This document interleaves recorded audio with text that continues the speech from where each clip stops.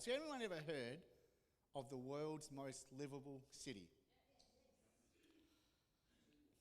Seymour. I've never seen that on the rankings. Probably just because I haven't heard of it. Yeah.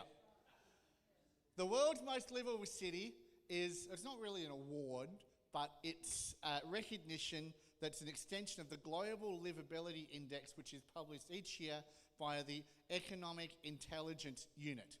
It ranks 172 global cities on their urban quality of life, and does so by giving each city a score in 5 areas. Those 5 areas are health, infrastructure, stability, as in law and order, culture and the environment, which is things to do like climate and political freedoms, and education. Now, most Victorians know about this because for 7 years, from 2011 to 2017, Melbourne was the world's most livable city. And anyone who's been to Melbourne would think, yeah, that's probably pretty good. And we as Australians, and particularly as Victorians, took a great deal of pride in that. But we've not led the ranking since. But we're normally in the top 10, except for 2020, when we definitely weren't the world's most livable city. But we were 24th. Can you believe in 262 days of lockdown, there are 148 worse cities to be in the world than Melbourne? So in 2024, we were ranked 4th, or Melbourne was ranked 4th. And the livability of Australia is perhaps expressed by the fact that we have 3 cities in the top 11. Melbourne, and then Sydney, and then Adelaide. I don't know how Adelaide counts as a global city, but apparently it does, and it was 11th on the list. Now, I've got some prizes here for anyone who can tell me one of the 3 cities that beat Melbourne as the world's most livable. What have we got? No, not this year. Often. They often win. Yes, but no. Anyone else? No, not Helsinki.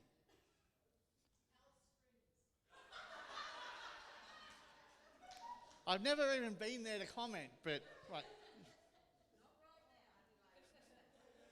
I'll give you a hint. They're all in Europe. Well, no. What? Berlin? No. Rome? No. Switzerland's a country. Copenhagen, who said that? You're wearing Copenhagen. Why did you not say it? There you go. Copenhagen's number 2. What? If you want chocolate, Katie, you've got to talk louder. Well, that was number 2. We still got number 1 and number 3. No, not Munich. What was that one? No. No. No. Not London, no. No, not Budapest, not Paris. No. Okay, I'll give you countries. One's in Austria, one's in Switzerland. No? Yes, that's number 1. And Zurich. No. Okay, who said Zurich over here? You did. Well done. Great. Excellent. Good. Now, in case you're wondering which of the 148 cities might be worse than Melbourne in lockdown, here are the lowest 10. Damascus, Tripoli, Algiers, Lagos, Karachi, Dhaka, Harare, Port Moresby, Kiev, Caracas. Yeah, I'd take lockdown in Melbourne over any of those. I don't know about you. But this morning I've got a question for you. What do Kadesh, Hebron, Ramoth and Bezer have in common with Vienna, Copenhagen, Zurich, and Melbourne?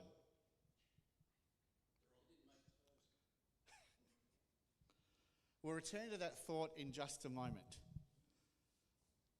And when we do, you will understand its link to Easter Sunday. But today is a milestone day. If you're a regular part of our church, either here or online, you are experiencing a miracle today, because today we are finishing our Joshua series. We've been running this since February 2nd. I think it's been a great series. You know, as a preacher, I love just opening up a Bible and digging into it and finding what gold is in there. And so for the last 9 weeks, we've been talking about strong from the book of Joshua. It's been an eye-opening journey.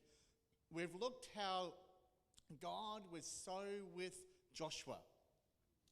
We've seen how God used and even promoted Joshua. I mentioned this to our leaders at the start of the year.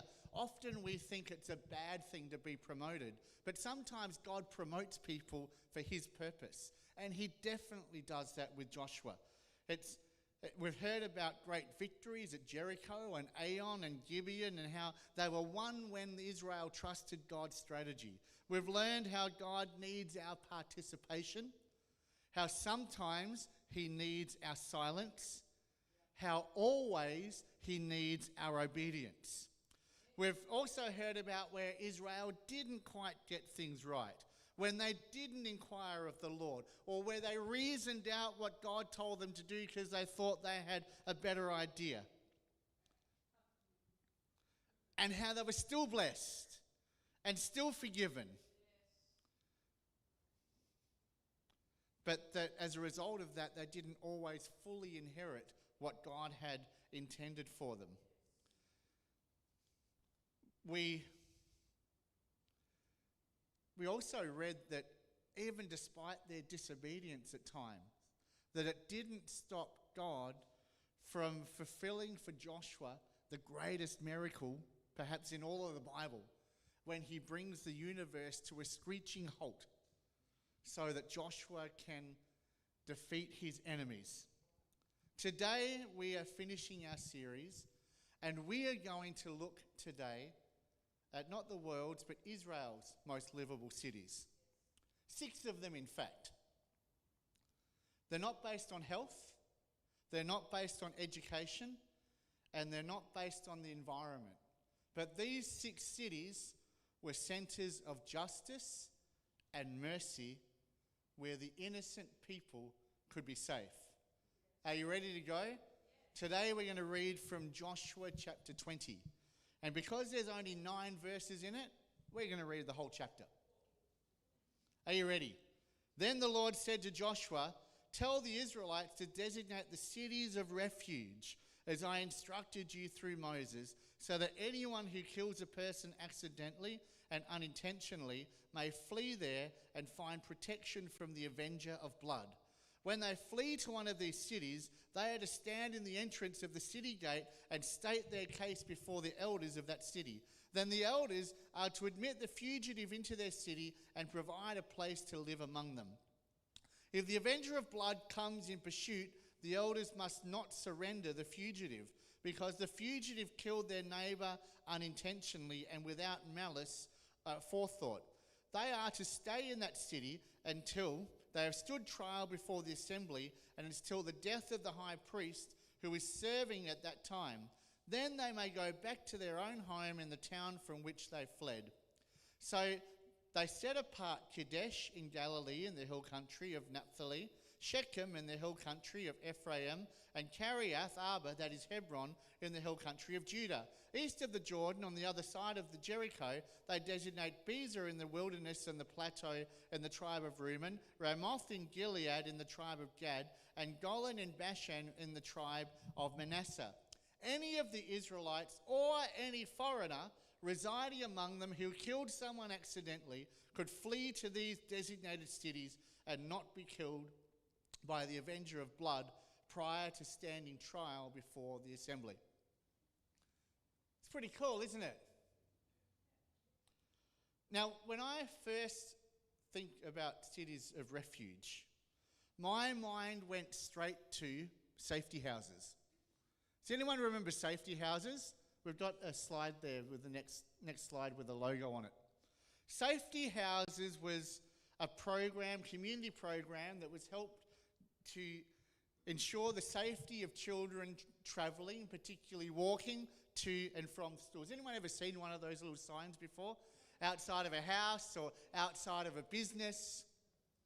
What that said is, if you're a child walking to or from school, this is a safe place. If you feel unsafe, if someone's following you, if you feel like you're being bullied, or maybe you're lost, or maybe you've lost something, then you can go to one of these places and you will be looked after and taken care of. They were also a great place, even if you weren't feeling particularly scared or unsafe, to get a great snack on the way home from school. The program was introduced in Dandenong in 1979 and ran in Victoria and New South Wales until 2013. It ceased then because the propensity of children walking to school is reduced. We generally drive them these days. And also people aren't at home anymore to run these safety houses. But it's still active today in Western Australia. And I never tried one of these. But as someone who often got bullied at school and chased home, I knew where they all were, just in case.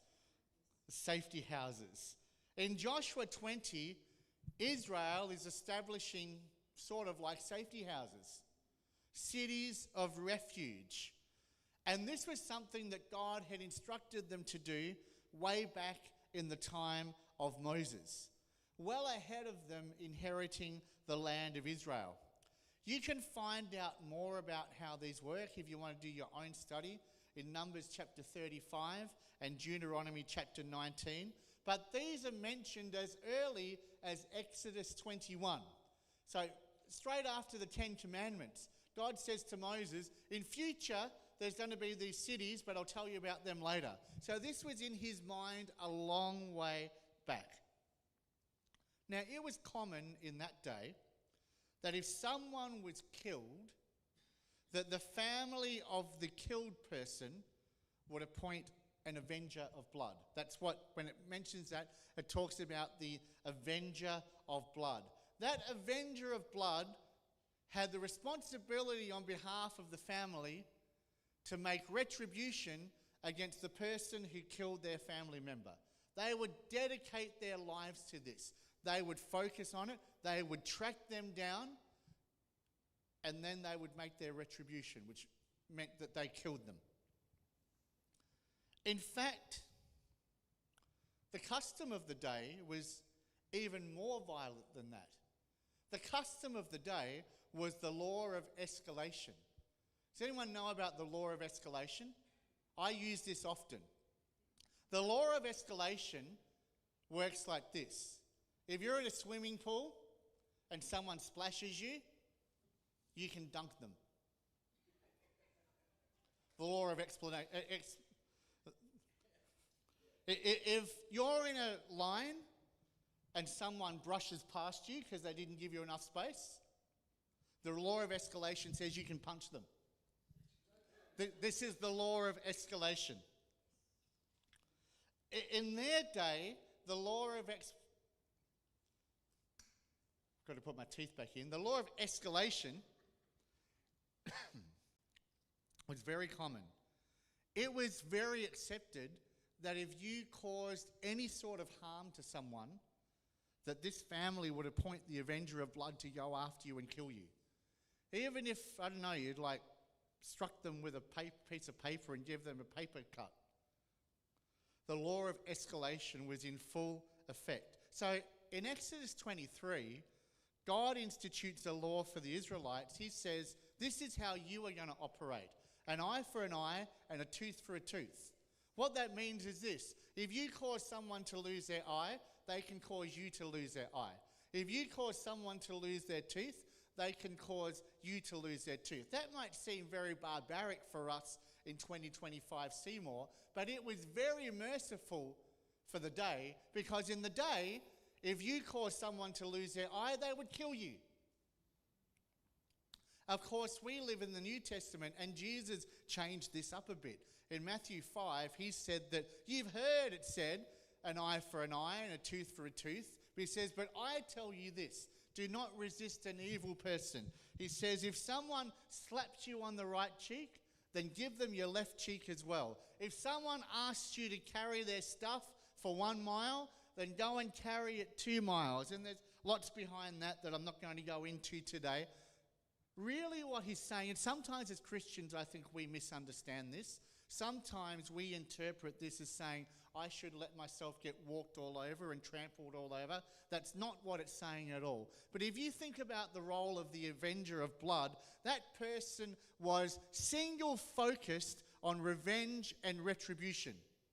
And really what Jesus is saying is when someone wrongs you, don't be like that avenger of blood.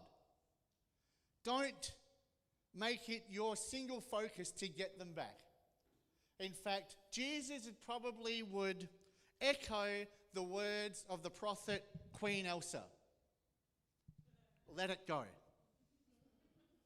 Let it go. In Joshua, though, we're operating in an eye for an eye and a tooth for a tooth. If a person killed another person, the family of the victim had the right under the law to take revenge for that killing. However, this is what's instituted with cities of refuge. If that killing was an accident, and in Numbers 35, I think it is, it gives an example of this. If you're chopping wood and you're swinging your axe, and as you swing back, the head flies off the axe handle and hits your mate behind you who's also there chopping wood and kills him. So it's an accident. It wasn't premeditated. It wasn't malicious. He wasn't your enemy. It just happened by accident. This is where cities of refuge applied. You could, now I researched, I didn't really see what you did with the dead guy that you just hit with your axe head. But you could go to a city of refuge, because I don't think you'd be returning him to the family. Anyway, you can do that research. But you could go to a city of refuge. You could knock on the gate of the city. Thank you. You could knock on the gate of the city, and the elders would normally be at the gate of most cities. That's where they discussed. That's where they saw what came in and out. And you could present your case to the elders, and the elders, if they believed you, would say, yes, you can come into this city of refuge, and you can find protection here from the person who's now looking for you and trying to track you down to kill you. And you could stay there until the death of the high priest, at which stage the law said that the right to kill you has extinguished and you're safe to return back to your home city. If at any time they left the city prior to the death of the high priest, maybe they threw something that they belonged over the wall of the city and they went out to go and get it, they were not protected. The avenger of blood could kill them if they found them outside of the city. But so long as they were in the city, they were safe from the avenger. It's a significant advance of the primitive laws of the day. If the avenger came to the city looking for the person, the manslaughterer, the manslayer, then there would be a trial. And the avenger would put their case, and the perpetrator would put their case. And provided that the town, the city, ruled that the perpetrator did this accidentally, then they would keep them within the city, and the avenger had to go their way. This ensured that anyone who had access to a city of refuge was guaranteed a fair trial. This was unheard of back in the day. Now, I want to glean a couple of thoughts from this system that I think are useful for our own lives. Firstly, I believe this system of cities of refuge shows the importance of judging people on motives rather than actions and outcomes. So often, we're quick to judge people on what they're doing without taking time to understand why they're doing what they're doing. If we're honest, we're really good at this. In fact, this is what we do. We judge ourselves on motives and we judge other people on actions. See, if we happen to be kicking a ball around inside and suddenly it goes off the side of our foot and it hits the beautiful urn that's sitting on the mantelpiece that's got Grandma's ashes in it and knocks it off the mantelpiece and it shatters and the ashes go everywhere, then we would say, oh, but I didn't mean to do that. It was an accident. Yes, I grant you, maybe I shouldn't have been kicking the ball around inside, but it wasn't my intention to knock Grandma off the mantelpiece. However, if someone else were to do that, then we would sit in judgment on them. We would say, you deliberately aimed for Grandma's ashes, didn't you? I know, I watched you, it was in your eyes. You've never liked Grandma. In fact, you don't care about our family at all. You just wanted to upset me today by kicking the ball into Grandma's ashes. This is what we do. We have excuses for ourselves and judgments for everybody else. You know, at the Olympics, you can be good at high jump, long jump, triple jump. Most of us are Olympic gold medalists at jumping to conclusions.